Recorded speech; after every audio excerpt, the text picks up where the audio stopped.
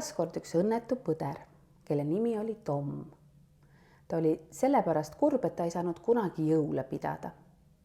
Sellel aastal soovis ta kindlasti pidada jõule. Käes oli jõuluhommik ja lumi oli maha sadanud.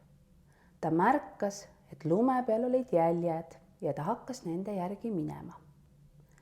Ta jõudis ilusa metsatukani. Seal oli suur sagimine. Metssead, rebane, jänes, vares ja muud metsaloomad toimetasid kiiruga.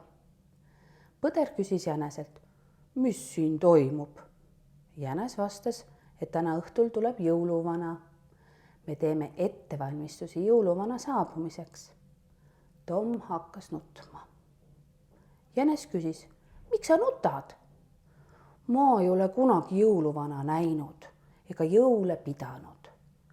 Jänes ütles, tule siis meie juurde jõule pidama ja aita meil piparkooke teha. Põder oli selle ettepaneku üle rõõmus. Õhtul tuligi jõuluvana ja tõi kõigile kingitusi.